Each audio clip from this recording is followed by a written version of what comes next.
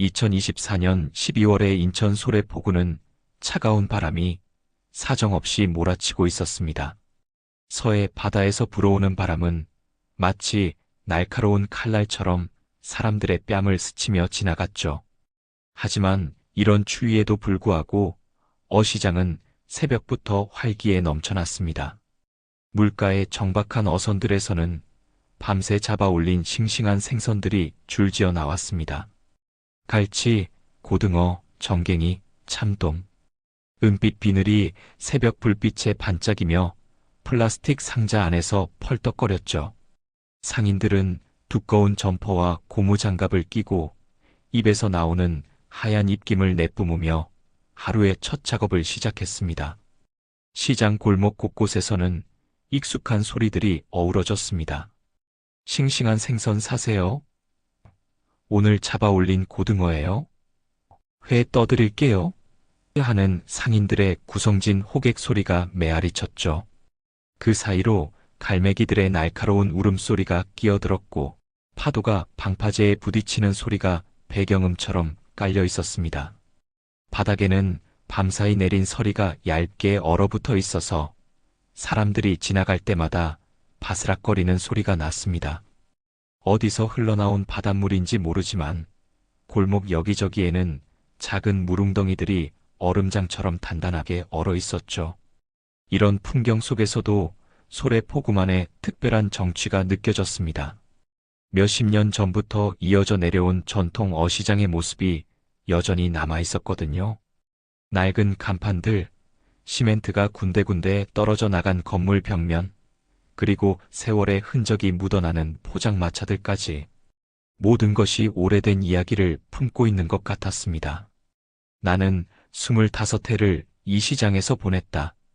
겨울 새벽 바람도 리어카 소리도 내 하루의 시계다. 바다는 늘 같은데 사람 사는 일은 늘 새로웠다. 내 하루는 언제나 새벽 5시에 시작됩니다. 알람 시계가 울리기도 전에 저절로 눈이 떠지는 게 25년 동안 이어온 습관이었죠. 침대에서 일어나 간단히 세수를 하고 두꺼운 작업복을 입고 나서면 아직 깜깜한 거리로 나서게 됩니다. 집에서 가게까지는 걸어서 10분 거리였지만 겨울 새벽의 추위는 그 짧은 시간마저 견디기 힘들 정도였습니다.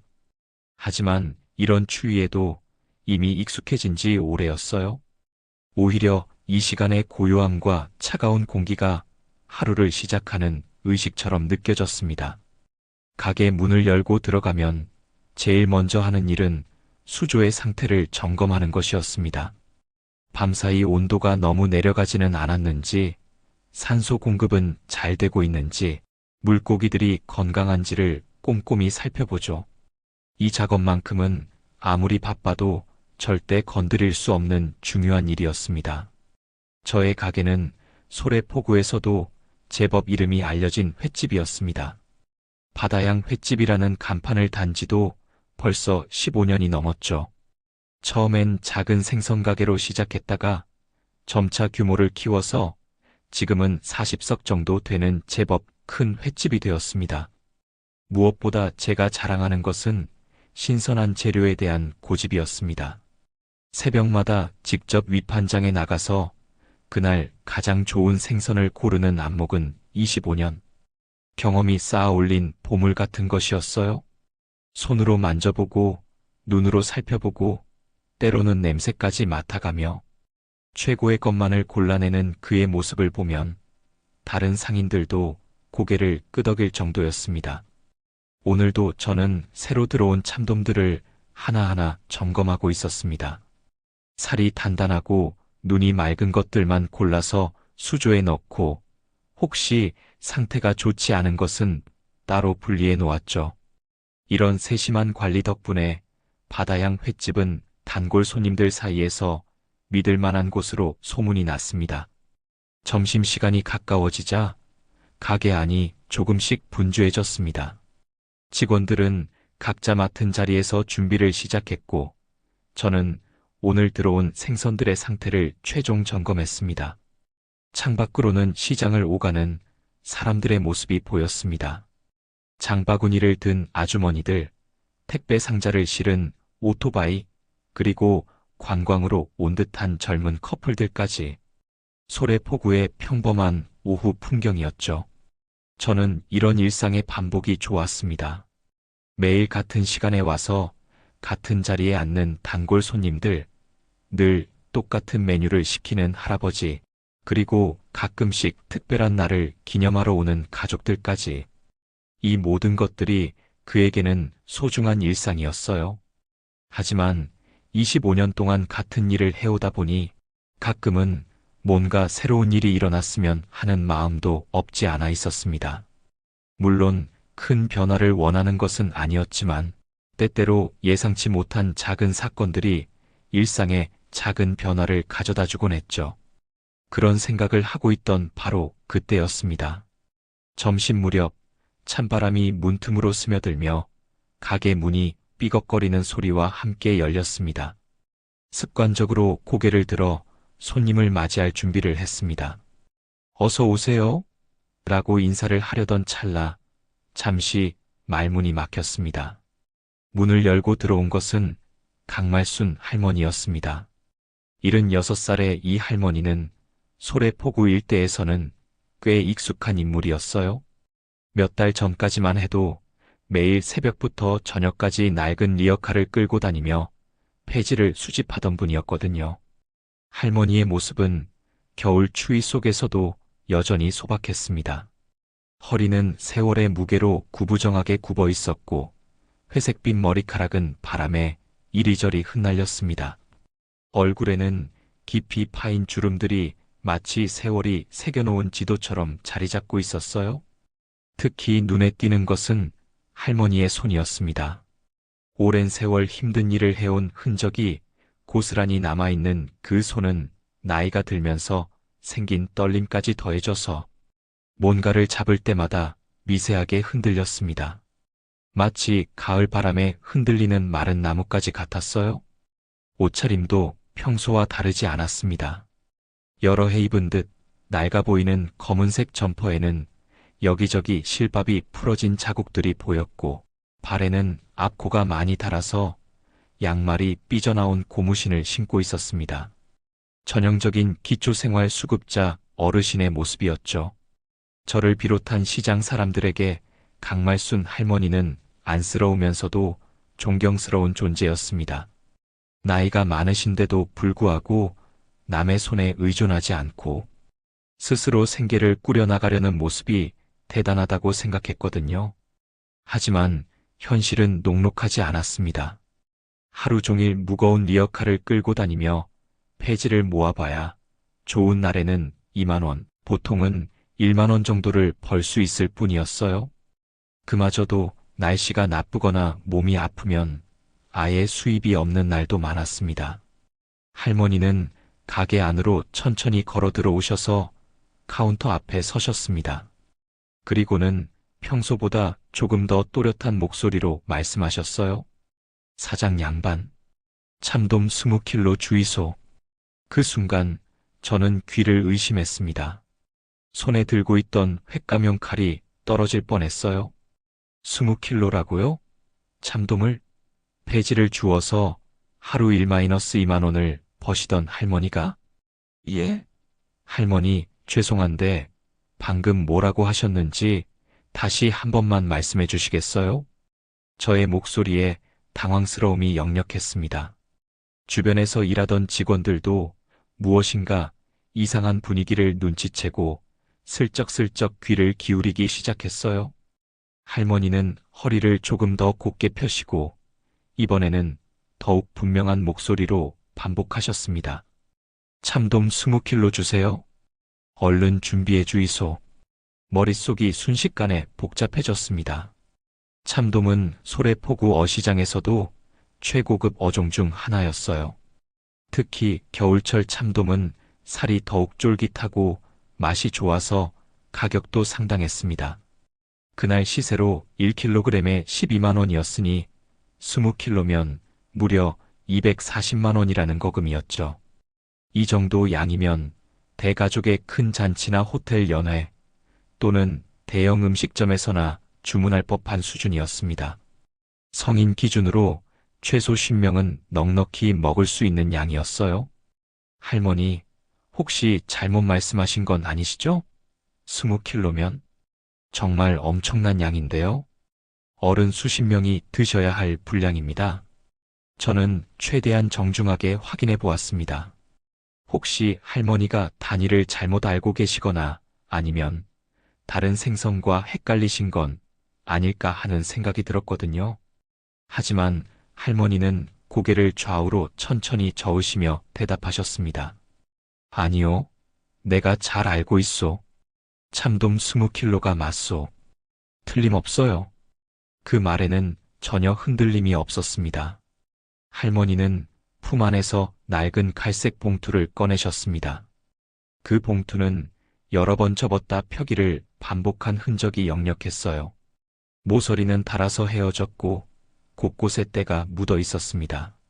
마치 오랫동안 소중히 보관해온 것 같은 모습이었죠. 하지만 할머니가 그 봉투를 열었을 때 저는 눈을 크게 놀랄 수밖에 없었습니다. 봉투 안에서 나온 것은 빳빳한 새 5만원권 지폐 뭉치였거든요. 지폐들은 마치 은행에서 방금 인출한 것처럼 깨끗했습니다. 구겨진 흔적도 없고 접힌 자국도 없었어요. 각 장마다 날카롭게 각이 서 있었고 특유의 새 돈 냄새까지 풍겼습니다. 하나, 둘, 셋. 할머니는 떨리는 손으로 그 돈을 한 장 한 장 세기 시작하셨습니다. 그 작고 떨리는 목소리가 가게 안에 울려 퍼졌어요.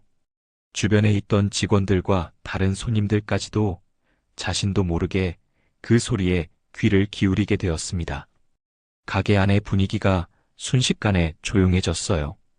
평소 북적거리던 소래포구 어시장의 소음도 마치 멀어진 것처럼 느껴졌습니다. 오직 할머니가 돈을 세는 소리와 간헐적으로 들려오는 숨소리만이 공간을 채우고 있었죠. 22, 23, 24. 첫 번째 뭉치가 끝났습니다. 24장, 정확히 120만 원이었어요. 그리고 할머니는 다시 두 번째 뭉치를 세기 시작하셨습니다. 저는 믿기 어려운 광경을 목격하고 있었습니다. 폐지를 주워서 하루에 겨우 1-2만 원을 버시던 할머니가 총 240만 원의 새 돈을 가지고 계신다니요? 22, 23, 24. 두 번째 뭉치도 끝났습니다. 총 48장, 정확히 240만 원이었어요. 저는 목이 말라왔습니다. 이 상황을 어떻게 받아들여야 할지 갈피를 잡을 수 없었어요. 다양한 추측들이 머릿속을 스쳐 지나갔습니다. 혹시 할머니가 어디선가 큰 돈을 받으신 건 아닐까요? 아니면 오랫동안 모아두셨던 돈을 이제야 꺼내신 건 아닐까요? 하지만 그렇다면 왜 하필 참돔을, 그것도 이런 엄청난 양을 주문하시는 걸까요? 더욱 이상한 것은 돈의 상태였습니다. 새 돈이라는 것은 은행에서 바로 인출했다는 의미인데, 그렇다면 할머니의 통장에 240만 원이 있었다는 뜻이잖아요. 폐지를 줍는 분이 그 정도 목돈을 가지고 계실 가능성은 거의 없어 보였거든요. 할머니, 실례가 안 된다면 이 많은 양의 참돔을 어디에 사용하실 예정이신지 여쭤봐도 될까요? 조심스럽게 물어보았습니다. 사실 장사하는 입장에서는 손님이 무엇에 쓸지 굳이 알 필요가 없었지만 이 상황은 너무 이상했거든요. 할머니는 잠시 눈길을 다른 곳으로 돌리셨다가 짧게 대답하셨습니다. 집에 쓸 일이 있소. 그 말투는 마치 동네 마트에서 두부 한 모를 사면서 국에 넣을 거예요 라고 대답하는 것처럼 담담했습니다. 240만 원짜리 참돔을 집에 쓸 일이 있다고 말하시다니요?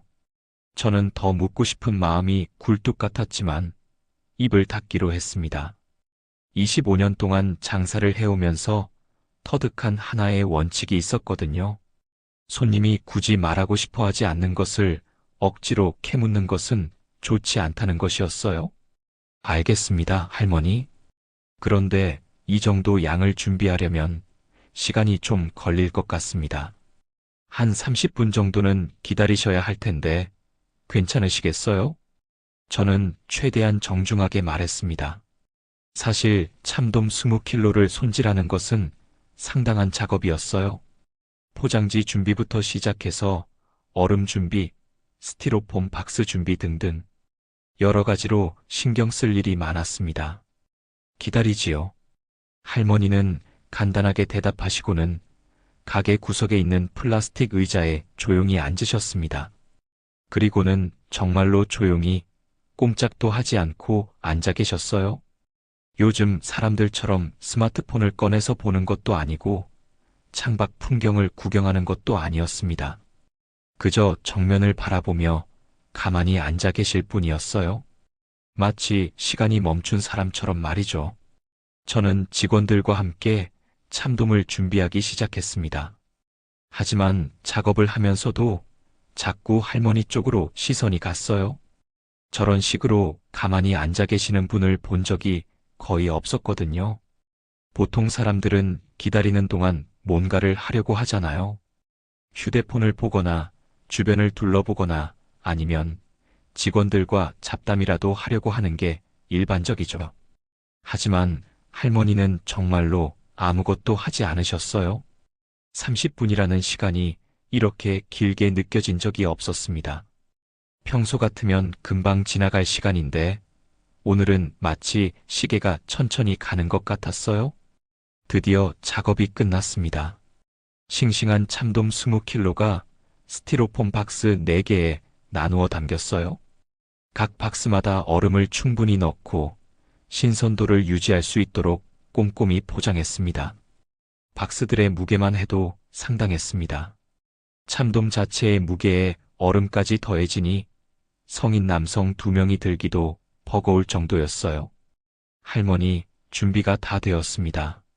그런데 이걸 어떻게 가져가시려고요? 이 무거운 걸 혼자서는? 택시라도 불러드릴까요? 저는 진심으로 걱정스러웠습니다. 76살의 할머니가 이 무거운 박스들을 어떻게 가져가실 수 있을까요? 그런데 할머니의 대답은 의외였습니다. 괜찮소. 밖에 리어카 있으니까요. 가게 밖을 내다보니 정말로 낡은 리어카 하나가 가게 앞에 묶여 있었습니다. 그 리어카는 할머니가 평소 폐지를 실을 때 사용하시던 바로 그것이었어요. 손잡이는 여러 번 수리한 흔적이 있었고 테이프로 칭칭 감겨져 있었습니다. 바퀴 중 하나는 완전히 원형이 아니어서 굴릴 때마다 덜컥덜컥 소리가 났어요. 바닥에 철판은 녹이 슬어서 군데군데 구멍이 뚫려 있었고 전체적으로 세월의 흔적이 역력했습니다. 직원들과 함께 무거운 박스들을 리어카에 실어드렸습니다. 4개의 박스가 모두 실리고 나니 리어카가 무게를 견디지 못해 삐걱거렸어요. 할머니, 이렇게 무거운 걸 매일? 아니, 혹시 이걸 어디까지 가져가셔야 하나요? 거리가 멀면 정말 힘드실 텐데요. 저의 걱정 어린 목소리에 할머니는 고개를 끄덕이시며 짧게 대답하셨습니다. 멀지 않소. 걸어서 갈만해요. 그런데 이어진 할머니의 말이 저를 다시 한번 놀라게 했습니다. 그리고 내일도 올 거예요? 오늘이랑 똑같이 준비해 주이소. 내일도요? 똑같이? 그럼 내일도 참돔 20kg를 240만 원어치를 사가신다는 뜻인가요? 저는 말을 잃었습니다. 오늘 한 번도 충분히 놀라운 일이었는데 내일도 같은 일이 반복된다고요? 할머니, 정말 내일도 같은 양을 주문하시겠다는 말씀이신가요? 그렇소. 내일도 모레도 당분간은 매일 올 거예요. 할머니의 말에는 전혀 망설임이 없었습니다. 마치 매일 빵을 사러 가는 것처럼 자연스러웠어요. 할머니는 리어카의 손잡이를 2손으로 움켜잡으시고 구부정한 허리를 더욱 굽히며 천천히 골목길로 향하셨습니다. 무거운 짐 때문에 평소보다 더 느린 걸음이었지만 그 발걸음에는 묘한 의지가 느껴졌어요. 덜컥덜컥 소리를 내며 굴러가는 리어카 소리가 점차 멀어졌습니다. 할머니의 작은 체구가 골목 모퉁이를 돌아서면서 시야에서 사라질 때까지 저는 그 뒷모습을 멍하니 바라보았어요. 가게 안으로 다시 들어와서도 저는 현실감이 없었습니다. 방금 일어난 일이 정말 실제였을까요? 혹시 꿈을 꾼 건 아닐까요? 하지만 카운터 위에 놓인 240만 원의 새 돈이 모든 것이 현실이었음을 증명하고 있었습니다. 직원들도 어리둥절한 표정이었습니다. 김사모라고 불리는 주방 담당 아주머니가 조심스럽게 말을 꺼냈어요. 사장님, 방금 그 할머니? 정말 이상하지 않아요? 폐지 줍던 분이 갑자기 이런 거금을. 다른 직원인 박 씨도 고개를 끄덕였습니다. 저도 그게 참 이상해요. 그것도 새 돈으로만? 보통 그렇게 큰 돈을 쓸 때는 카드를 쓰거나 아니면 계좌이체를 하는 게 일반적이잖아요. 저도 같은 생각이었습니다. 요즘 시대에 240만 원을 현금으로, 그것도 새 돈으로만 들고 다니는 사람이 얼마나 될까요? 더구나 76살의 할머니가 말이에요. 그리고 참돔 20kg를 혼자서 뭘 하려고 하실까요? 김사모가 궁금해했습니다. 아무리 생각해도 혼자 드실 양이 아니잖아요. 맞는 말이었습니다. 20kg면 정말 엄청난 양이에요. 대가족이 모여도 며칠은 먹을 수 있는 분량이었거든요. 혹시 어디 큰 행사라도 준비하시는 건 아닐까요? 박 씨가 추측해 보았습니다. 하지만 저는 고개를 저었습니다.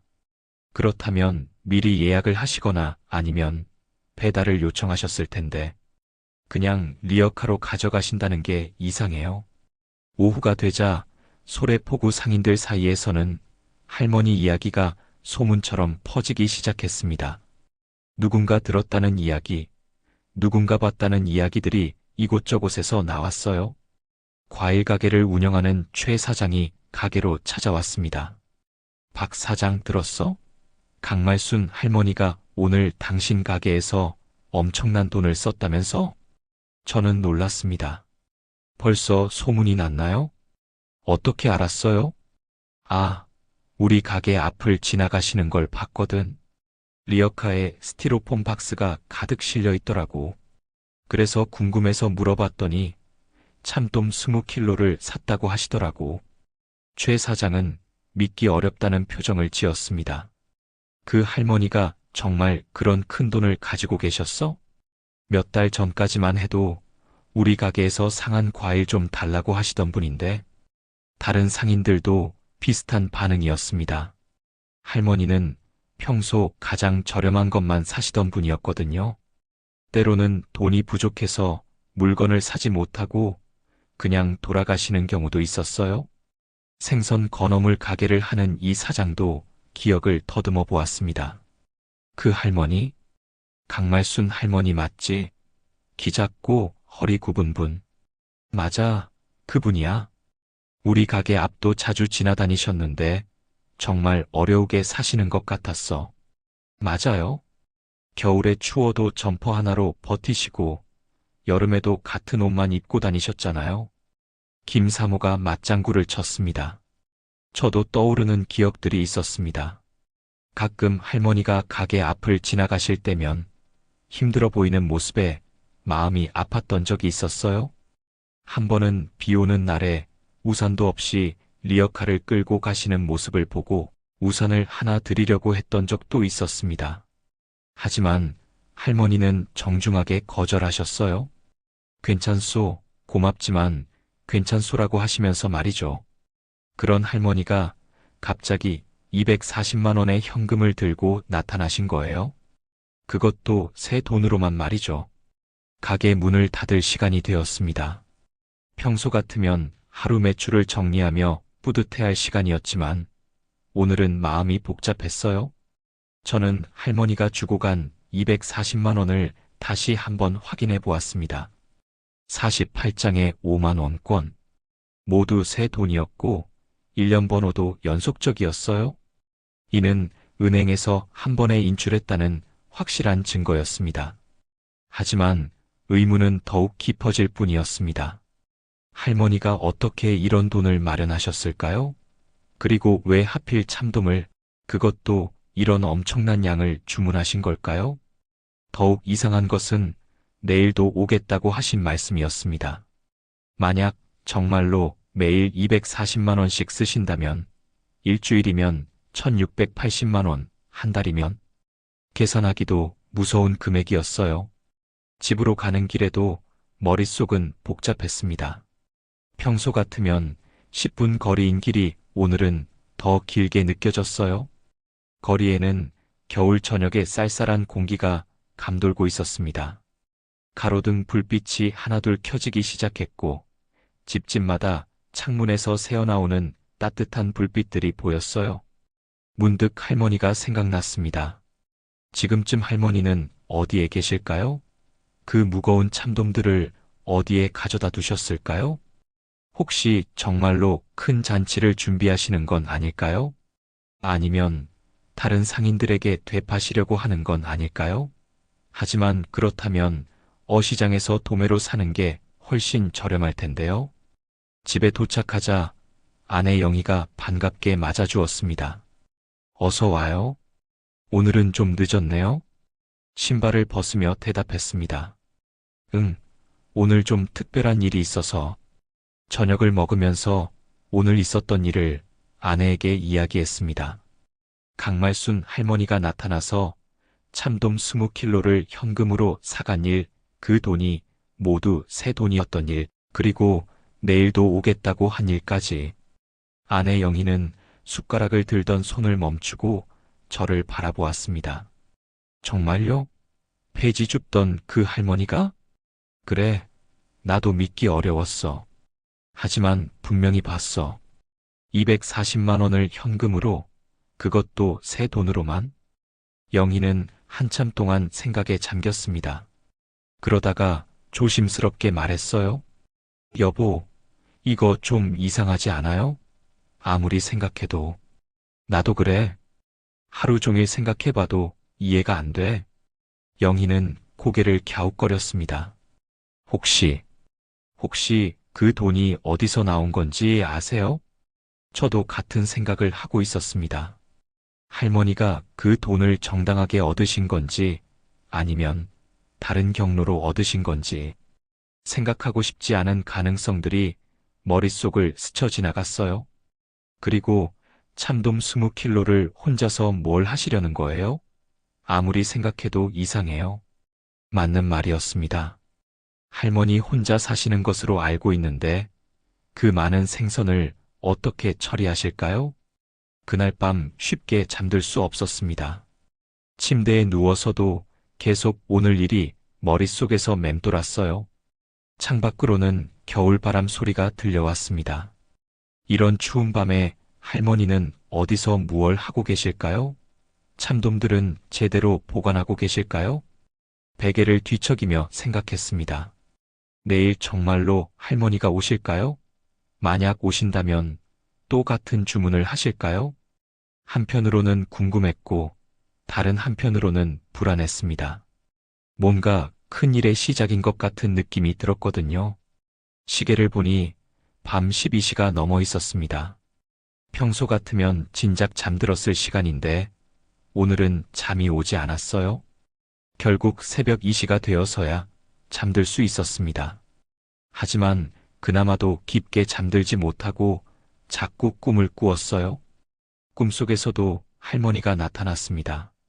리어카를 끌고 가시는 뒷모습이, 떨리는 손으로 돈을 세시는 모습이, 그리고 내일도 올 거예요라고 하시던 목소리가 계속 반복되었습니다. 아침이 되면 정말로 할머니가 오실까요? 그리고 정말로 또 같은 주문을 하실까요? 저는 불안한 마음으로 새로운 하루를 맞을 준비를 했습니다. 어떤 일이 일어날지 전혀 예상할 수 없었지만 한 가지는 확실했어요. 평범했던 일상이 변하기 시작했다는 것 말이죠. 소래포구의 겨울바람은 여전히 차갑게 불어오고 있었고 어시장의 하루는 또다시 새벽부터 시작될 준비를 하고 있었습니다. 하지만 오늘은 어제와는 다른 하루가 될 것 같았어요. 과연 강말순 할머니는 약속대로 나타나실까요? 그리고 이 수상한 일의 진실은 무엇일까요?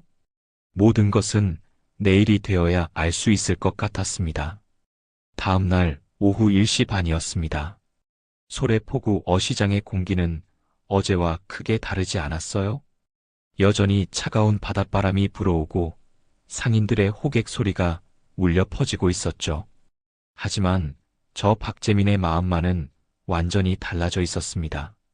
어제의 그 충격적인 장면이 머릿속에서 도저히 떠나질 않았거든요. 밤새 뒤척이며 생각해봐도 도무지 이해할 수 없는 일이었어요. 폐지를 줍던 할머니가 갑자기 240만 원의 새 돈을 들고 나타나서 참돔 20kg를 사간다니요? 설마 오늘도 오시려나? 그런 생각을 하는 바로 그 순간이었습니다. 익숙한 삐걱거리는 소리와 함께 가게 문이 천천히 열렸어요. 어제와 똑같은 시간, 똑같은 모습이었습니다. 강말순 할머니가 다시 나타난 거예요. 구부정한 허리, 낡은 점퍼, 그리고 앞코가 달아 양말이 삐져나온 고무신까지. 모든 게 어제와 동일했습니다. 저는 순간 심장이 쿵 내려앉는 듯 했어요. 정말로 오시는구나 싶으면서도 한편으로는 믿기 어려웠거든요. 할머니는 별다른 표정 변화 없이 어제와 똑같이 곧장 수조 앞으로 다가오셨습니다. 참돔 20kg. 오늘도 준비해 주이소. 목소리도 말투도 심지어 말하는 방식까지 어제와 완전히 똑같았어요. 마치 녹음기를 틀어놓은 것 같았습니다. 이번에도 역시 그 낡은 봉투가 나왔어요. 어제와 같은 갈색 봉투에서 새 돈뭉치가 꺼내졌습니다. 5만원권 30장, 정확히 150만 원이었어요. 어제보다는 적었지만 여전히 엄청난 금액이었죠. 할머니가 돈을 세는 모습을 보면서 저는 이상한 느낌을 받았습니다. 마치 미리 정확히 계산해서 준비해 온 것 같았거든요. 한 장 한 장 세는 모습에 전혀 흐트러짐이 없었어요. 저는 눈앞의 광경이 여전히 믿기지 않았습니다. 할머니, 정말 괜찮으신 겁니까? 이렇게 매일 큰 돈을 쓰시면. 그런데 할머니가 갑자기 단호한 목소리로 말을 끊었어요. 필요한 데가 있소. 더 묻지 마이소. 그 말투에는 평소의 온순함과는 다른 강한 의지 같은 것이 느껴졌습니다. 더 이상 묻지 말라는 단호함이 있었어요. 저는 할 말을 잃고 그냥 고개를 끄덕일 수밖에 없었습니다.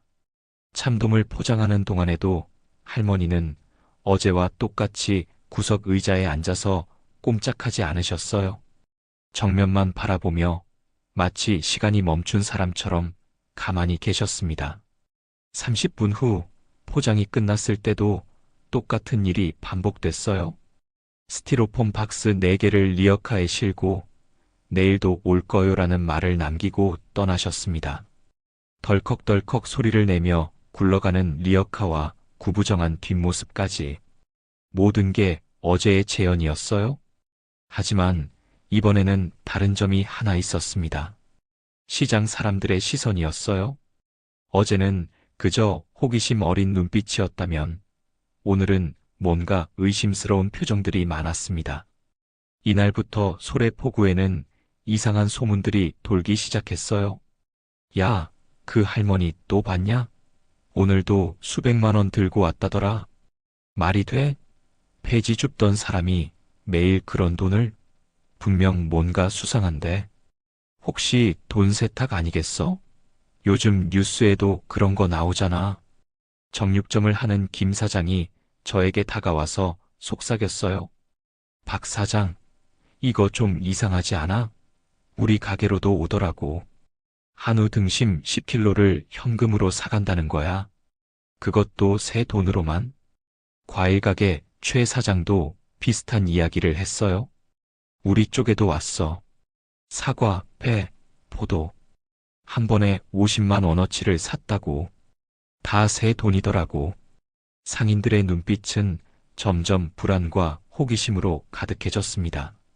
특히 젊은 아르바이트생들은 두려움마저 느끼고 있었어요. 사장님, 이거 경찰에 신고해야 되는 거 아닐까요? 괜히 범죄에 휘말리면 어쩌죠? 김사모도 걱정스러운 표정으로 말했어요. 정말 이상해요.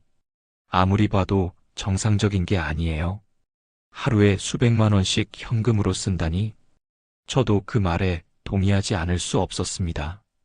아무리 생각해도 정상적인 소비 패턴이 아니었거든요. 더구나 할머니의 평소 생활을 생각해보면 더욱 이상했어요. 며칠이 더 지났습니다. 할머니는 정말로 매일같이 나타났어요. 매일 오후 1시 30분, 정확히 같은 시간에 말이죠. 그리고 항상 똑같은 주문을 하셨습니다. 참돔 20kg, 새 돈으로 결제, 리어카로 가져가기. 이 패턴이 일주일째 반복되고 있었어요. 그런데 문제는 할머니만이 아니었습니다. 시장 내 다른 가게들에서도 비슷한 일들이 벌어지고 있었거든요. 반찬 가게에서는 매일 각종 나물과 김치를 수십만 원어치씩 사가셨고, 건어물 가게에서는 멸치와 다시마, 미역 등을 대량으로 구입하셨어요. 모두 현금으로, 그것도 새 돈으로만 말이죠. 그러던 어느 날 오후였습니다. 가게 문을 열고 들어온 이는 뜻밖에도 파출소 순경 한도윤이었어요. 30살간 넘은 젊은 경찰관으로 소래포구 일대를 담당하는 분이었습니다. 나는 잠시 망설였어요. 과연 이런 일로 경찰에 신고를 해도 되는 건지, 할머니에게 피해가 가는 건 아닌지, 여러 생각이 머릿속을 스쳐 지나갔습니다. 하지만 결국 사실대로 이야기하기로 했어요. 네. 2주째예요. 매일 같은 시간에 오셔서 참돔을 사가십니다. 그리고 들리는 얘기로는 다른 가게에서도 비슷하게 구매하신다고 해요. 전복, 한우, 과일까지 합치면 하루에 200만 원은 쓰시는 것 같습니다. 도윤 순경의 눈이 커졌어요. 하루에 200만 원이요? 그것도 현금으로? 네. 다 현금이에요. 그런데 특이한 건 그 돈이 모두 새 돈이라는 겁니다.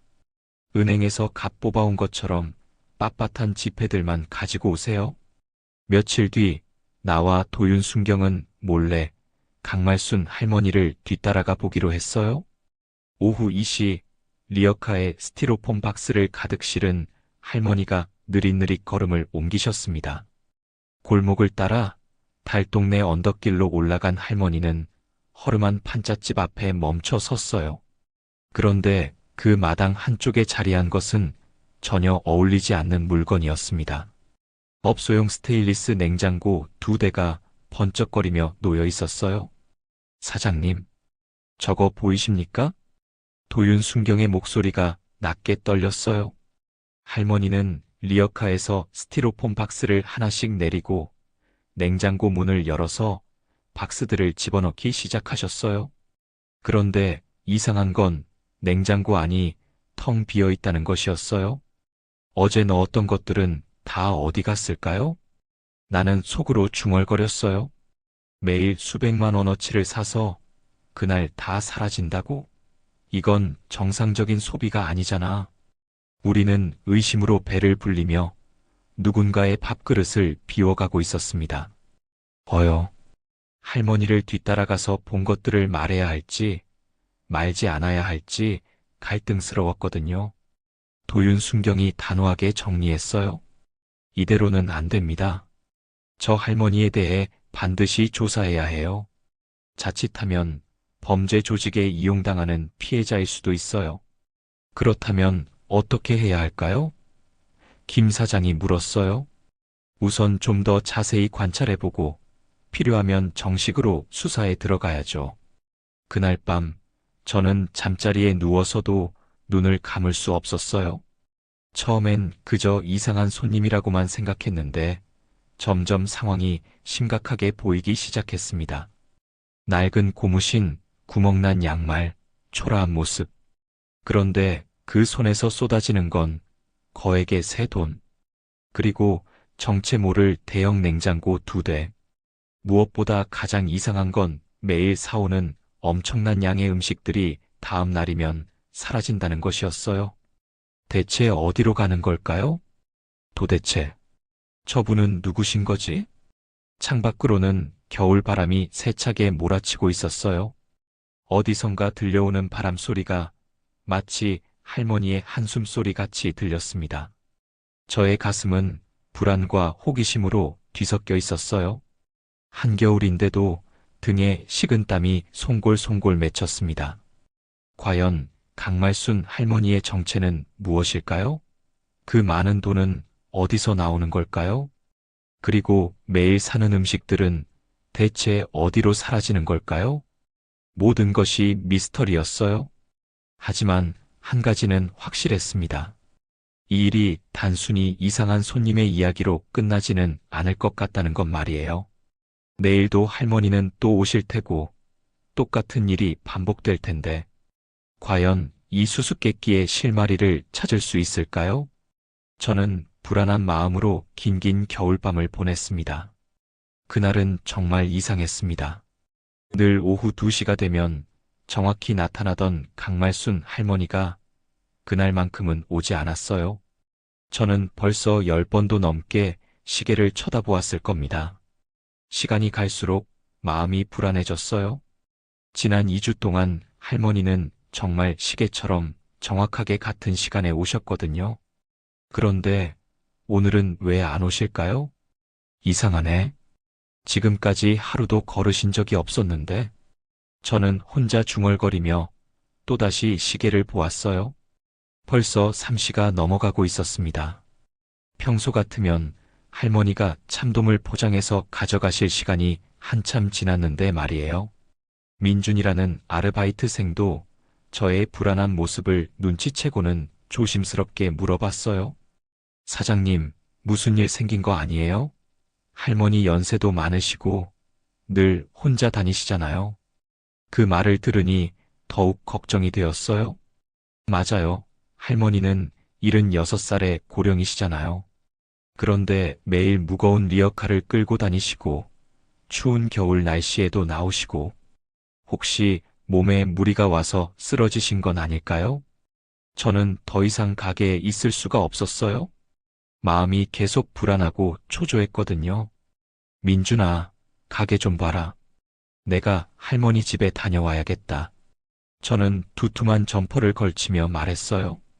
밖은 여전히 추웠고 바람이 매서웠지만 할머니가 걱정되어서 견딜 수가 없었습니다. 민주는 걱정스러운 표정으로 고개를 끄덕였어요. 네, 사장님.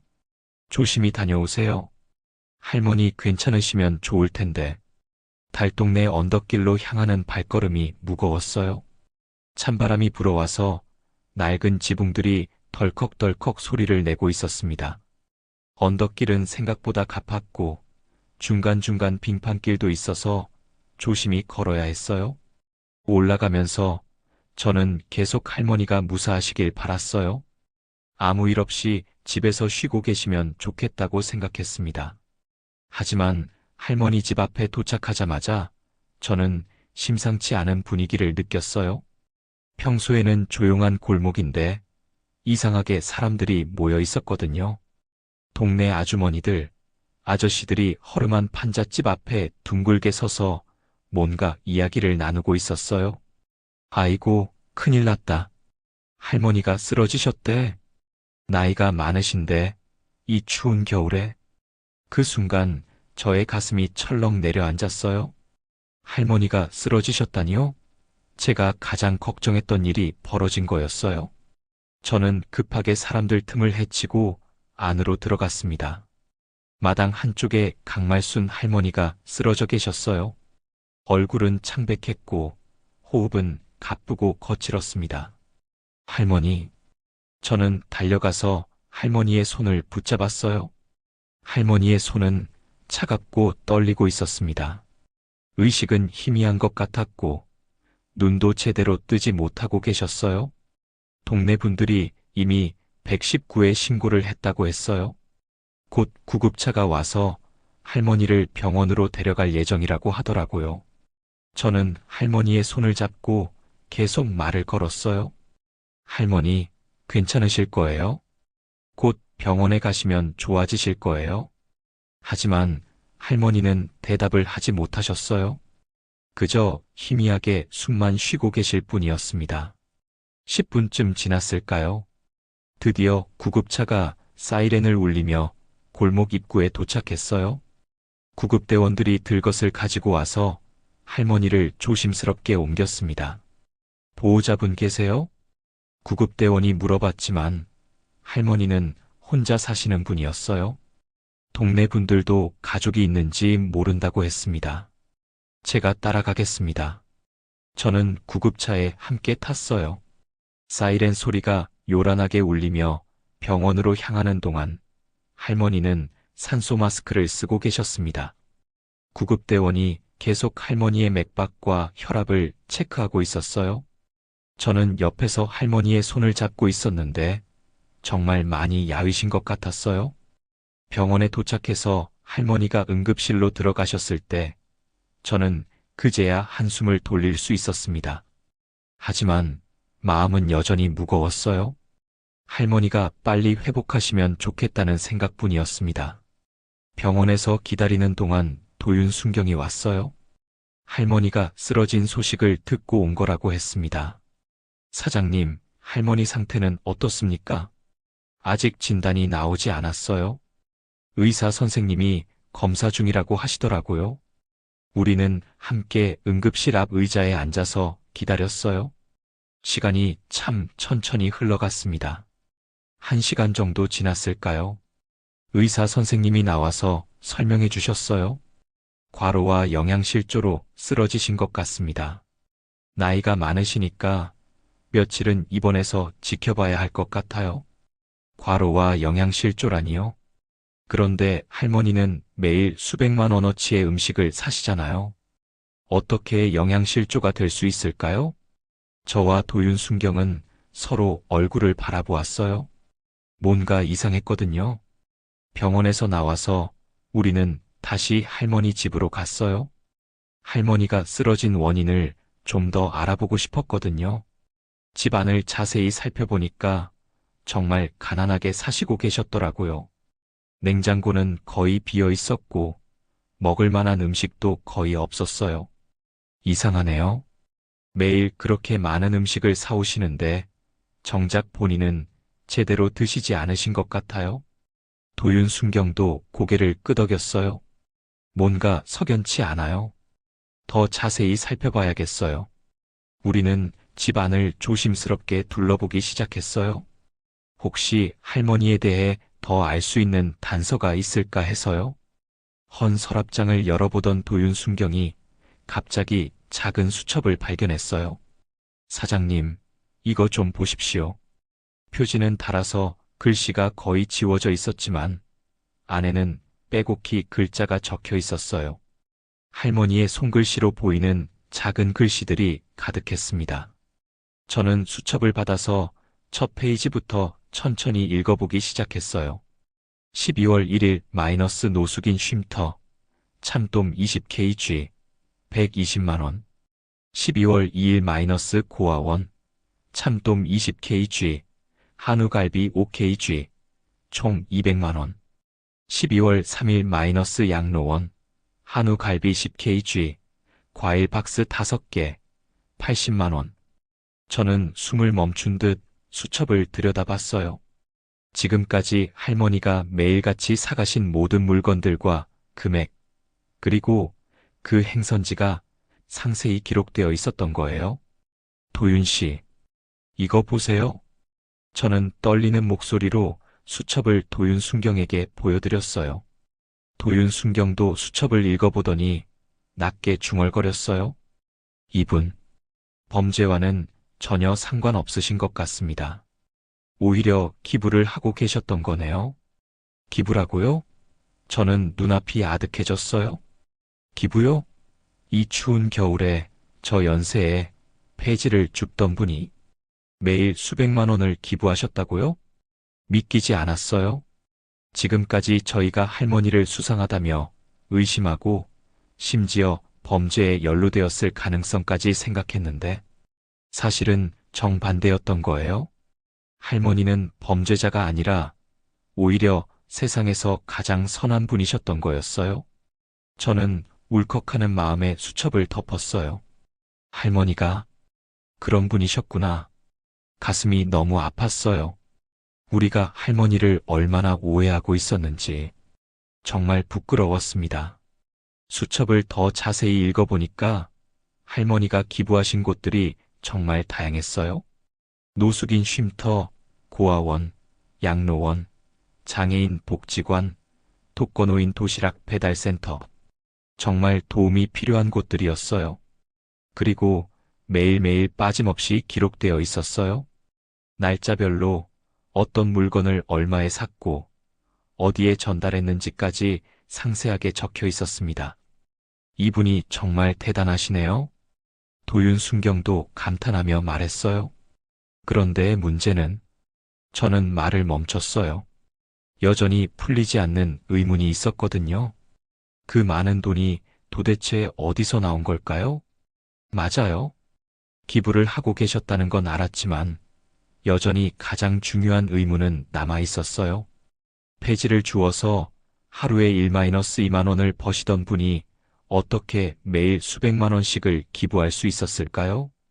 그날 저녁 시장 상인들이 모여서 회의를 열었어요. 저는 할머니 집에서 발견한 수첩을 조심스럽게 꺼내서 보여드렸습니다. 여러분, 이것 좀 보십시오. 상인들이 모두 수첩 주위로 모여들었어요. 우리가 그렇게 의심하던 그 돈, 사실은 모두 기부였습니다.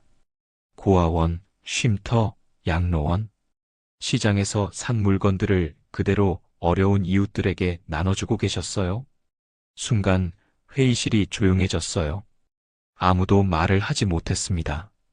정육점을 하는 병국 사장이 한참 후에야 입을 열었어요. 그럼 우리가 그분을 범죄자 취급했던 겁니까? 허허. 병국 사장의 목소리에는 후회가 가득했어요. 반찬 가게를 하는 김씨 아주머니도 손수건으로 눈을 훔치며 말했어요. 아이고, 내가 괜히 이상한 소문 퍼뜨린 것 같네. 마음이 너무 무겁구나. 과일 가게 최 사장도 고개를 저었어요. 우리가 정말 잘못 생각했네요. 그 할머니가 이런 좋은 일을 하고 계셨다니. 모두가 숙연해졌어요. 할머니에 대해 가졌던 의심과 편견들이 얼마나 잘못된 것이었는지 깨닫게 된 거죠. 하지만 여전히 풀리지 않는 수수께끼가 있었어요. 저는 조심스럽게 입을 열었습니다.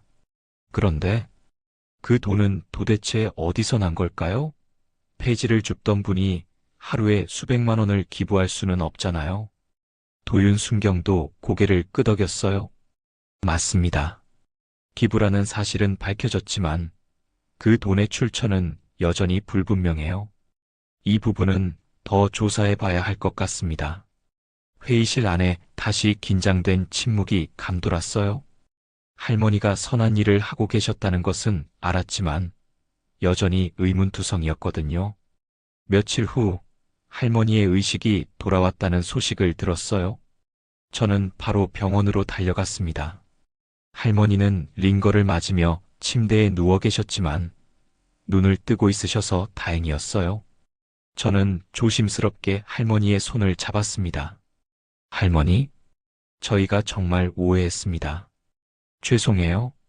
할머니는 약하게 미소를 지으시며 고개를 끄덕이셨어요. 알고 보니 이렇게 좋은 일을 하고 계셨더군요. 정말 존경합니다. 할머니의 눈가에 눈물이 맺히기 시작했어요. 내가 남은 날이 얼마 안 되거든요. 그냥 내가 할 수 있는 일을 하는 것뿐이에요. 그 말을 들으니 제 가슴이 저려왔어요. 할머니가 자신에게 남은 시간이 많지 않다는 것을 알고 계셨던 거예요. 그래서 더욱 열심히 좋은 일을 하려고 하셨던 것 같았습니다. 하지만 할머니, 그 많은 돈은 도대체 어디서 나온 겁니까? 나는 정말 궁금해서 참을 수가 없었어요. 우리가 걱정돼서 그래요. 혹시 어려운 일에 휘말리신 건 아니시죠? 할머니는 잠시 침묵하시더니 힘겹게 한마디를 내뱉으셨어요. 곧, 곧 알게 될 거예요. 그 말이 무슨 뜻일까요? 할머니는 더 이상 말씀하지 않으셨어요. 나는 병원을 나오면서도 계속 할머니의 마지막 말씀이 머릿속을 맴돌았어요. 과연 할머니가 말씀하신 곧 알게 될 것은 무엇일까요? 그 답을 찾을 날이 머지않아 올 것 같은 예감이 들었어요. 강말순 할머니는 병원 침대에 누운 채로 있었습니다. 하지만 그 표정은 마치 오래전부터 이 순간을 준비해온 사람처럼 담담했어요. 눈빛에는 더 이상 숨길 것이 없다는 듯한 평온함이 느껴졌습니다. 저와 도윤순경이 침대 옆에서 지켜보고 있었고, 병국 사장을 비롯한 시장 상인들도 걱정스러운 얼굴로 병실에 모여 있었어요. 모두의 마음은 같았습니다. 할머니의 진실이 궁금하면서도 혹시라도 나쁜 일에 휘말리셨을까봐 걱정스러웠거든요. 도윤순경이 조심스럽게 입을 열었습니다. 할머니, 이제는 말씀해 주셔야 해요. 도대체 그 많은 돈이 어디서 나온 겁니까? 할머니는 잠시 눈을 감고 깊은 숨을 들이쉬셨어요. 그러고 나서 낮고 떨리는 목소리로 대답하셨습니다. 그 돈은 내가 벌어서 만든 게 아니야. 그냥 내 집이 준 거지. 모두가 의아한 표정을 지었어요. 집이 돈을 준다니 무슨 말씀인지 이해할 수 없었거든요. 집이 돈을 준다는 게 무슨 뜻이신가요? 제가 물어봤어요. 할머니는 천천히 고개를 돌리며 창밖을 바라보셨습니다. 내가 평생 살던 그 허름한 집, 재개발 구역에 포함된 거야. 그래서 보상금을 받게 된 거지. 순간 병실이 조용해졌어요. 재개발 보상금이라고요? 그런데 할머니가 사시던 집은 정말 허름한 판잣집이었는데 얼마나 될까요? 며칠 후 저는 구청에서 전화를 받았습니다. 박 사장님이시죠? 강말순 어르신의 보호자로 등록되어 있으신데 서류 정리 차 좀 들러주셔야겠습니다. 저는 급하게 구청으로 향했어요. 담당 공무원이 두툼한 서류 봉투를 제 앞에 내밀었습니다. 이게 할머니 관련 서류들입니다. 한번 확인해 보세요. 저는 봉투를 열어서 서류들을 하나씩 꺼내보기 시작했어요. 그런데 첫 번째 서류를 보는 순간 저는 깜짝 놀랄 수밖에 없었습니다. 소래사지구 재개발 보상금 지급 내역 마이너스 강말순. 그리고 그 아래에 적힌 숫자를 보고는 더욱 놀랐어요. 보상금 수령액 38억 원. 순간 손에서 힘이 빠져서 봉투를 떨어뜨릴 뻔했어요. 38억 원이라니요? 정말 믿기지 않는 금액이었습니다. 이게 정말 맞는 겁니까? 담당 공무원이 고개를 끄덕였어요. 네, 맞습니다.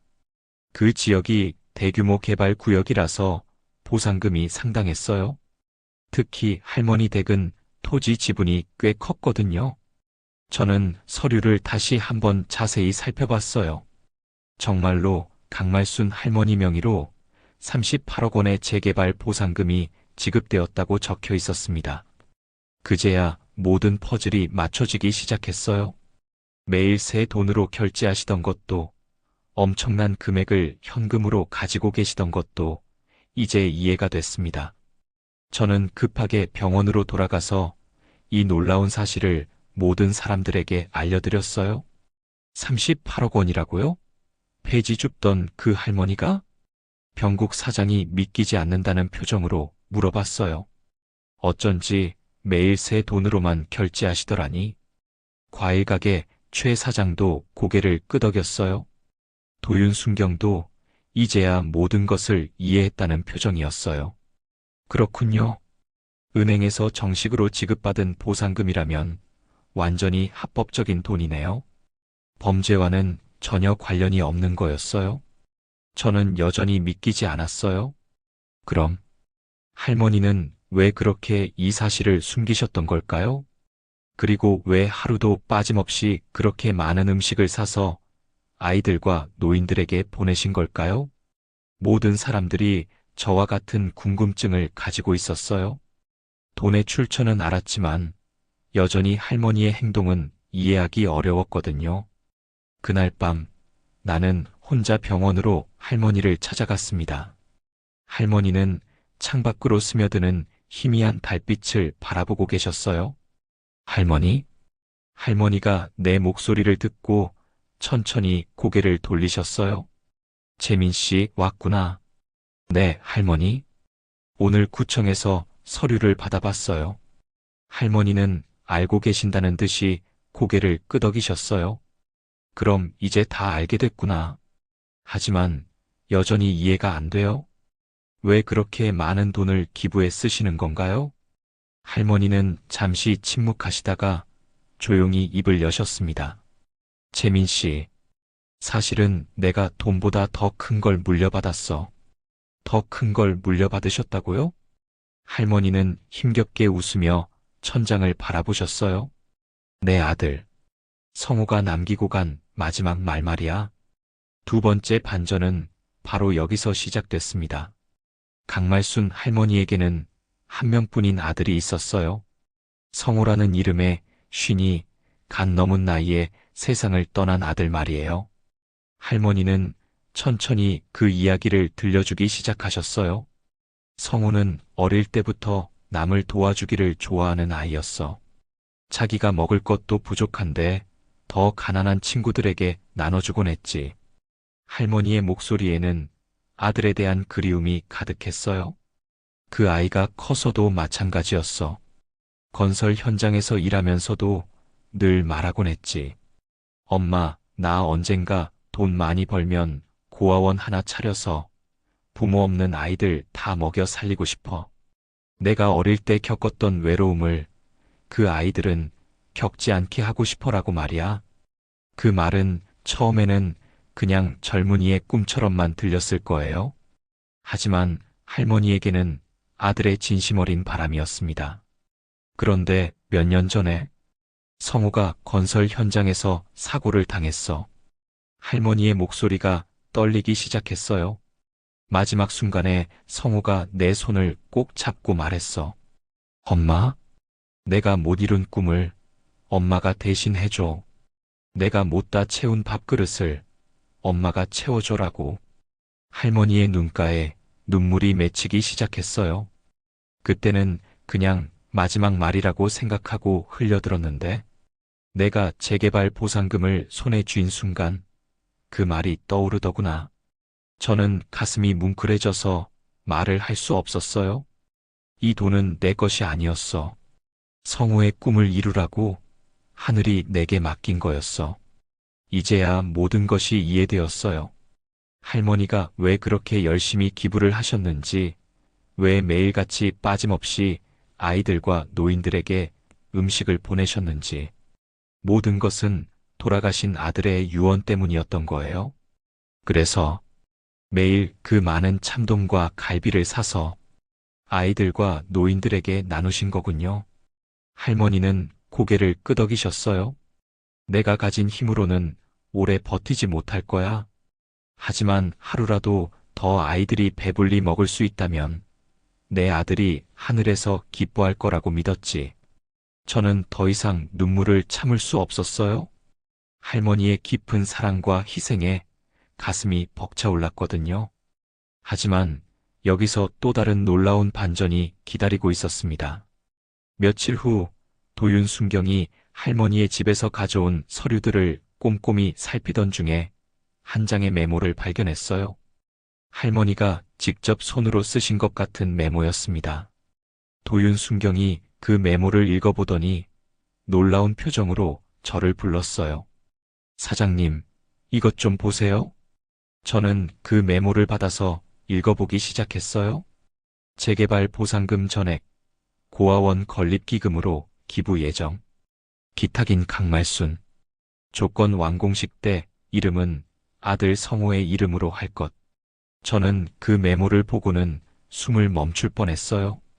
할머니는 이미 단순히 매일 음식을 나누는 것에 그치지 않고 계셨던 거예요. 남은 보상금 전부를 새로운 고아원을 짓는데 기부하기로 결정하셨던 것입니다. 할머니가 정말로. 저는 가슴이 뭉클해져서 말을 잇지 못했어요. 우리는 급하게 병원으로 가서 할머니께 이 사실에 대해 여쭤봤어요. 할머니, 이 메모가 정말 할머니가 쓰신 거예요? 할머니는 조용히 고개를 끄덕이셨어요. 그래, 맞아. 하지만 이건 정말 엄청난 일이에요. 그 많은 돈을 다. 할머니는 평온한 미소를 지으며 말씀하셨어요. 내게는 필요 없는 돈이야. 하지만 아이들에게는 세상에서 가장 큰 희망이 되겠지. 이 순간 저는 깨달았습니다. 그동안 우리가 의심의 눈초리로 바라봤던 그 초라한 노인이 사실은 세상 누구보다도 큰 사랑을 품고 계신 분이라는 것을요. 그리고 그 사랑은 단순히 좋은 일을 한다는 차원을 넘어서 돌아가신 아들의 마지막 유언을 실현하는 신성한 사명이었다는 것을 말이에요. 할머니는 계속해서 말씀하셨어요. 성우가 어릴 때 말했던 그 고아원. 이제는 내가 대신 만들어줄 수 있게 됐어. 그 아이가 꿈꾸던 따뜻한 집을 말이야. 그런데 왜 지금까지 이 사실을 숨기셨어요? 할머니는 잠시 생각하시더니 대답하셨어요. 사람들이 알면 복잡해질 것 같았어. 언론에서 나오고 이런저런 사람들이 찾아오고 그럼 내가 하고 싶었던 조용한 기부가 어려워질 것 같았거든. 정말 할머니다운 생각이었어요. 자신의 선행이 알려지는 것보다는 조용히 도움이 필요한 사람들을 돕는 것이 더 중요하다고 생각하셨던 거죠. 그리고 무엇보다 내가 이 일을 하는 이유를 사람들이 제대로 이해해 줄지 확신이 없었어. 그냥 돈 많은 사람이 기부한다고만 생각할 수도 있잖아. 할머니의 말씀을 들으니 더욱 마음이 아팠어요. 할머니에게는 이 기부가 단순한 선행이 아니라 아들과의 약속을 지키는 일이었던 거예요. 그날 이후로 저희들의 할머니를 보는 시각은 완전히 달라졌습니다. 더 이상 수상한 손님이 아니라 세상에서 가장 존경받아야 할 분이라는 것을 알게 됐거든요. 시장 상인들도 마찬가지였어요. 모두들 할머니에 대해 미안한 마음을 가지게 됐고, 동시에 깊은 존경심을 느끼게 됐습니다. 며칠 후 할머니의 건강이 조금 나아지셨을 때, 저희는 모두 함께 병원을 찾아뵈었어요. 할머니, 저희가 정말 죄송했어요. 처음에 이상하게 생각해서. 할머니는 손을 저으시며 말씀하셨어요. 아니야, 당연한 반응이었어. 나라도 그랬을 거야. 앞으로는 저희가 할머니를 도와드리고 싶어요.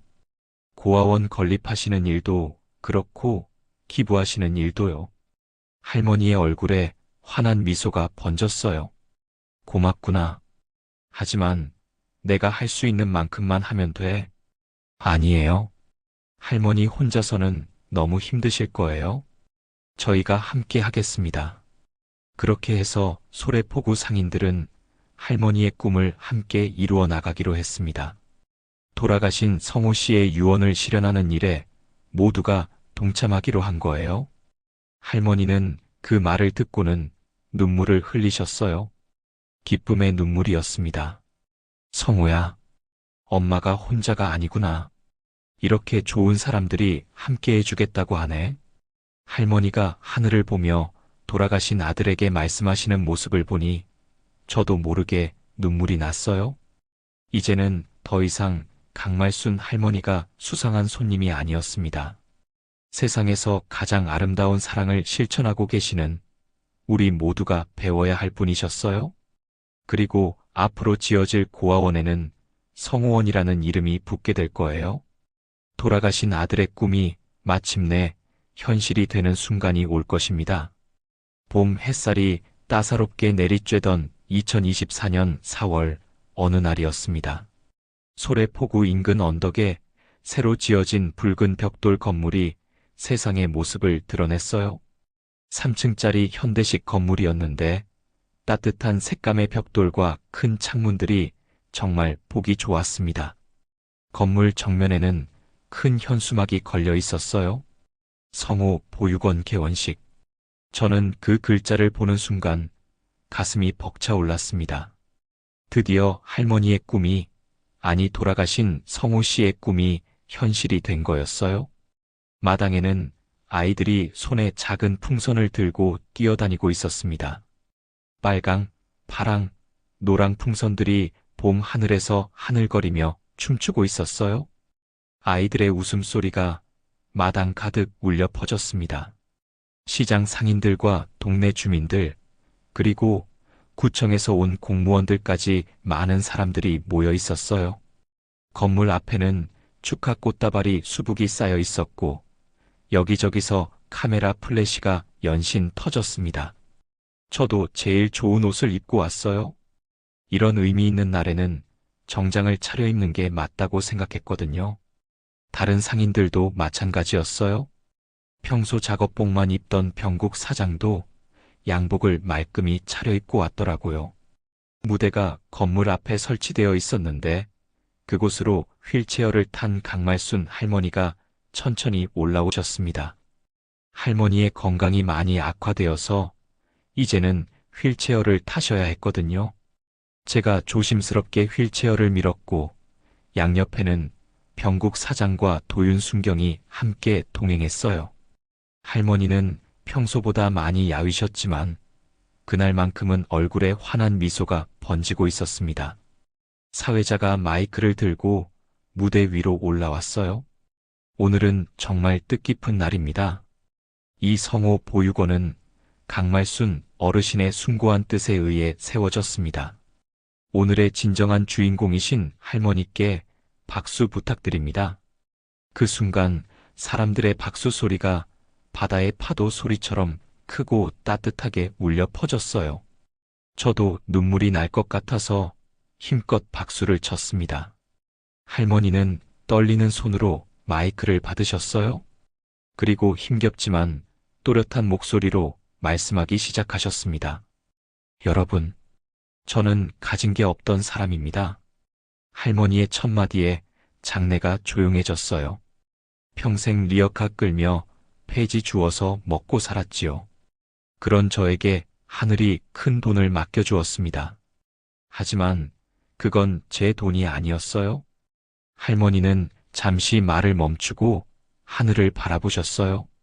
제 아들, 성호가 남기고 간 마지막 꿈을 이루라는 뜻이었지요. 그때 할머니의 목소리가 잠시 떨렸습니다. 감정이 북받쳐 오르시는 것 같았어요.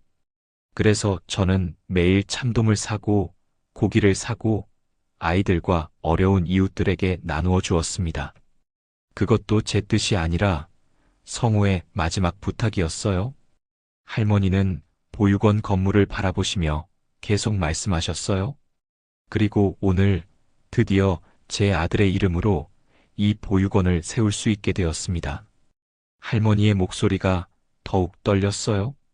앞으로 이곳에서 자라는 아이들이 더는 배고프지 않고 더는 외롭지 않기를 바랍니다. 그것이 제 아들이 하늘에서 가장 기뻐할 일이거든요. 할머니의 눈가에 맺힌 눈물이 따스한 봄 햇살에 반짝였어요. 저는 그 모습을 보고 있을 수가 없어서 고개를 숙였습니다. 그때 보육원 아이들이 무대 앞으로 달려왔어요. 할머니, 고마워요.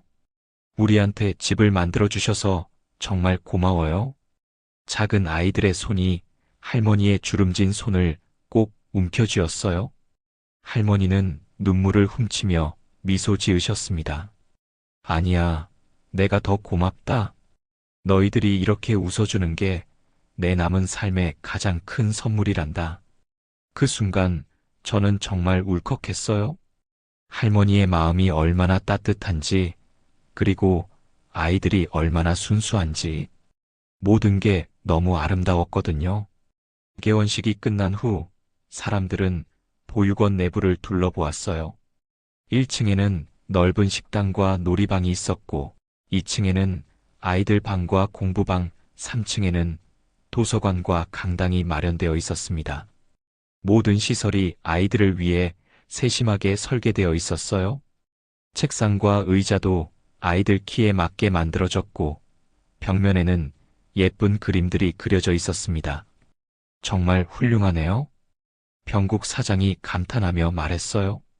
할머니가 얼마나 꼼꼼히 신경 쓰셨는지 알 수 있어요? 맞아요. 할머니는 보육원을 짓는 동안 매일같이 공사 현장을 찾아가셔서 하나하나 점검하셨거든요. 아이들이 다칠 수 있는 모서리는 없는지, 안전시설은 제대로 되어 있는지 정말 자세히 살피셨어요. 그날 이후로 소래포구 시장은 완전히 달라졌습니다. 상인들은 자발적으로 매일 조금씩 음식을 보육원에 보내기 시작했어요. 제 횟집에서는 신선한 참돔회를 만들어서 보냈고, 병국 사장의 정육점에서는 질 좋은 한우를 보냈습니다. 김씨 아주머니의 반찬 가게에서는 매일 다양한 밑반찬들을 준비해서 보냈어요. 과일 가게에서는 제철 과일을, 빵집에서는 갓 구운 빵을 보냈습니다. 모든 상인들이 자신이 할 수 있는 것들을 조금씩 나누어 주기 시작한 거예요. 처음에는 할머니 한 분의 기부로 시작된 일이었는데, 이제는 시장 전체가 참여하는 일이 되었어요. 할머니의 마음이 우리 모두에게 전해진 거였습니다. 아이들은 매일 웃음꽃을 피웠어요. 맛있는 음식을 먹을 때도 웃고, 새로운 장난감을 받을 때도 웃고, 그냥 친구들과 함께 있을 때도 웃었습니다. 그 웃음소리를 들으면서 저희 상인들도 더 큰 보람을 느꼈어요. 장사를 하는 이유가 단순히 돈을 벌기 위해서가 아니라 이런 좋은 일에 참여할 수 있기 때문이라는 생각이 들었거든요. 시간은 흘러서 여름이 찾아왔습니다.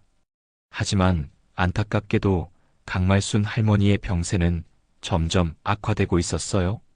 그럼에도 불구하고 할머니는 끝까지 보육원 아이들을 찾아가셨습니다. 휠체어를 타고 보육원에 가셔서 아이들과 함께 밥을 드시고 동화책을 읽어주시고 아이들의 하루 일과를 들어주셨어요. 할머니에게는 그 시간들이 가장 행복한 순간들이었던 것 같습니다. 아이들도 할머니를 정말 따랐어요.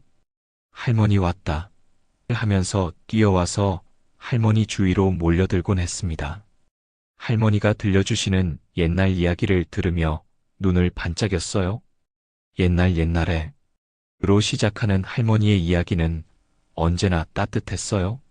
착한 사람이 복을 받는 이야기, 서로 도우며 사는 이웃들의 이야기. 아이들은 그런 이야기를 들으며 세상에 대한 희망을 키워갔습니다. 그런데 어느 날 할머니가 아이들을 불러 모으셨어요. 마지막 인사를 하려는 것 같았습니다. 얘들아, 할머니가 너희들에게 할 말이 있단다. 아이들이 할머니 주위에 동그랗게 둘러앉았어요. 할머니는 곧 성호 아저씨 곁으로 간다. 성호 아저씨는 할머니의 아들인데 하늘나라에서 할머니를 기다리고 계셔. 아이들의 표정이 슬퍼지기 시작했어요. 하지만 너희들은 할머니의 또 다른 자식들이야. 할머니가 너희를 위해서 이 집을 만들었잖아. 할머니는 보육원을 둘러보시며 말씀하셨어요. 이 집에서 마음껏 뛰놀고 공부하고 꿈을 키우며 살 거라. 그리고 언제나 서로를 도우며 살아야 한다. 아이들이 울음을 터뜨리기 시작했어요. 할머니, 가지 말아요. 할머니 없으면 우리 어떡해요? 할머니는 아이들의 머리를 쓰다듬으며 조용히 웃으셨어요. 울지 말아라. 울면 성호 아저씨가 속상해 하신다. 너희가 행복하게 웃을 때 성호 아저씨도 하늘에서 함께 웃으실 거야. 그것이 할머니가 아이들에게 남긴 마지막 말씀이었습니다. 그날 밤 할머니는 평화롭게 눈을 감으셨어요. 병실에는 저와 도윤 순경, 그리고 몇몇 상인들이 함께 있었습니다. 할머니는 마지막까지도 얼굴에 미소를 띠고 계셨어요. 할머니? 저는 할머니의 손을 잡고 있었는데 그 손이 점점 차가워지는 것을 느꼈어요. 하지만 할머니의 얼굴은 정말 편안해 보였습니다. 할머니의 무덤은 소래포구가 내려다 보이는 언덕에 자리 잡았어요. 바다와 시장, 그리고 성호 보육원이 모두 보이는 곳이었습니다. 무덤 옆에는 작은 벚나무 한 그루가 심어졌어요. 봄이 되면 예쁜 꽃을 피울 나무였습니다. 나무 옆에는 검은 대리석 비석이 세워졌고 그 위에는 이렇게 새겨졌습니다. 성호의 어머니 강말순, 사랑을 남기다. 정말 할머니를 잘 표현한 문구였어요. 몇 달이 지난 후 나는 보육원을 찾아갔어요. 마당에는 아이들의 웃음소리가 여전히 가득했습니다. 한 아이가 내게 달려와서 말했어요. 아저씨, 오늘은 회 언제 가져와요? 우리 할머니가 참돔은 꼭 먹으라고 하셨는데요. 나는 웃으며 대답했어요. 곧 가져올게. 너희들이 맛있게 먹는 모습을 보는 게 이제 내일의 가장 큰 기쁨이야. 아이들은 신나서 뛰어다니며 놀았어요. 그 웃음소리가 바다에서 날아온 갈매기 소리와 뒤섞여서 멀리 퍼져나갔습니다. 성호가 못다 채운 밥그릇은 이제 이 집에서 매일 차려집니다. 지금도 성호 보육원에서는 아이들의 웃음소리가 끊이지 않습니다. 할머니와 성호 씨가 꿈꾸었던 그 따뜻한 집에서 아이들은 매일매일 사랑을 받으며 자라고 있어요. 그리고 나를 비롯한 시장 상인들은 앞으로도 계속 아이들을 돌볼 것입니다. 할머니가 시작하신 그 아름다운 일을 이어가면서 말이에요. 봄이 되면 할머니 무덤 옆에 벚나무에 꽃이 필 것입니다. 바람이 벚꽃을 흩뿌리면 우리는 알았습니다. 집이 준 돈으로 채운 건 결국 사람의 밥그릇이었다는 걸 말이에요. 돈을 남긴 게 아니라 사랑을 남기셨거든요. 몇 달이 지난 후 저는 보육원을 찾아갔어요. 마당에는 아이들의 웃음소리가 여전히 가득했습니다. 한 아이가 저에게 달려와서 말했어요. 아저씨, 오늘은 회 언제 가져와요? 우리 할머니가 참돔은 꼭 먹으라고 하셨는데요. 아이가 할머니라고 부르는 것을 들으니 가슴이 따뜻해졌어요. 비록 혈연 관계는 아니지만 아이들에게 할머니는 진짜 할머니였던 거예요. 저는 웃으며 대답했어요. 곧 가져올게. 너희들이 맛있게 먹는 모습을 보는 게 이제 내일의 가장 큰 기쁨이야. 아이들은 신나서 뛰어다니며 놀았어요. 그 웃음소리가 바다에서 날아온 갈매기 소리와 뒤섞여서 멀리 퍼져나갔습니다. 저는 그 소리를 들으며 생각했어요. 할머니가 정말 원하셨던 게 바로 이거구나. 아이들의 이런 밝은 웃음소리 말이야. 이제 성호 보육원은 소래포구의 명물이 되었어요. 많은 사람들이 견학을 오고 다른 지역에서도 비슷한 보육원을 만들고 싶다고 문의를 해옵니다. 하지만 무엇보다 중요한 건 이 보육원에서 자라고 있는 아이들이에요. 이 아이들이 할머니의 사랑을 받으며 건강하게 자라서 또 다른 누군가에게 사랑을 나누어 줄 수 있을 거라고 믿어요. 사람들은 종종 말합니다. 가진 게 없으면 베풀 것도 없다고 말이에요. 하지만 강말순 할머니는 우리에게 보여주셨습니다. 가진 게 없어도 마음이 있으면 얼마든지 나눌 수 있다는 걸 말이에요. 그리고 하늘이 맡겨준 큰 돈을 가장 귀하고 의미 있게 쓰는 방법이 무엇인지도 알려주셨습니다. 할머니가 우리에게 남긴 건 돈이 아니었어요. 아이들의 환한 웃음, 따뜻한 밥 한 끼, 서로를 돌보는 마음, 그런 것들이었습니다. 그리고 그것이야말로 우리가 이 세상에서 살아가는 진짜 이유가 아닐까요? 지금도 성호 보육원에서는 아이들의 웃음소리가 끊이지 않습니다. 할머니와 성호 씨가 꿈꾸었던 그 따뜻한 집에서 아이들은 매일매일 사랑을 받으며 자라고 있어요. 그리고 저를 비롯한 시장 상인들은 앞으로도 계속 아이들을 돌볼 것입니다. 할머니가 시작하신 그 아름다운 일을 이어가면서 말이에요. 봄이 되면 할머니 무덤 옆에 벚나무에 꽃이 필 것입니다. 그 꽃들이 바람에 흩날릴 때 할머니도 하늘에서 아이들을 내려다보며 미소 지으실 거예요. 그리고 성우 씨도 할머니 곁에서 함께 웃고 계실 것입니다. 자신의 마지막 꿈이 이렇게 아름답게 이루어진 것을 보면서 말이에요.